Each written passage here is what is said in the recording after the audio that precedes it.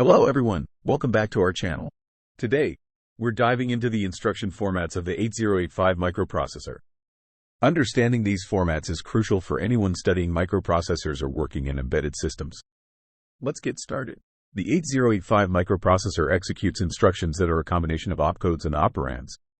Let's break down what these components mean and how they fit together in different instruction formats. Every instruction in the 8085 microprocessor consists of two main parts: the opcode and the operand. 1. Opcode, operation code. This is the part of the instruction that specifies the operation to be performed, such as ADD, MOV, sub, etc. The opcode tells the microprocessor what operation to execute.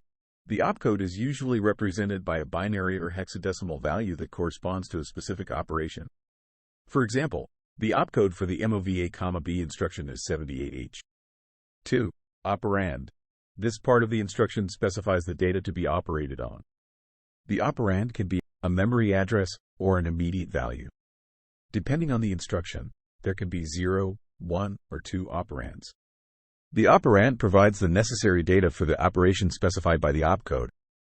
For instance, in the instruction MVI A, 32, the operand is 32. Now that we understand opcodes and operands, let's look at how they form different instruction formats in the 8085. These formats are categorized based on their length: 1-byte, 2-byte, and 3-byte instructions. Let's explore each of these formats in detail. 1-byte instructions. These instructions are the simplest and occupy just 1 byte of memory. They include both the opcode and, if necessary, the operand in a single byte. To simply understand this, if you see any instruction in which your data or memory are not mentioned directly into the instruction, then such instructions are called 1-byte instructions. An example of such instruction is MOVB, A. 2-byte instructions. These instructions use 2 bytes of memory.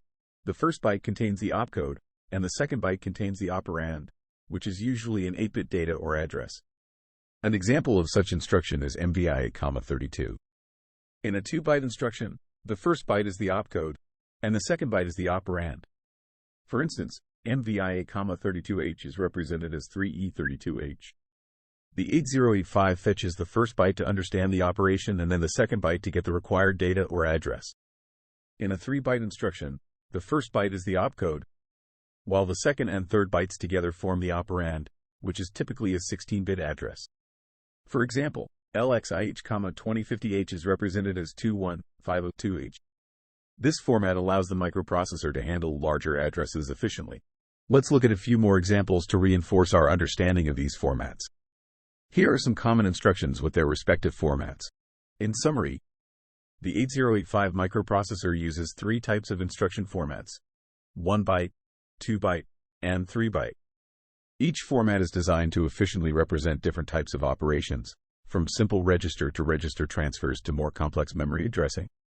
I hope this video helped you understand the instruction formats in the 8085 microprocessor.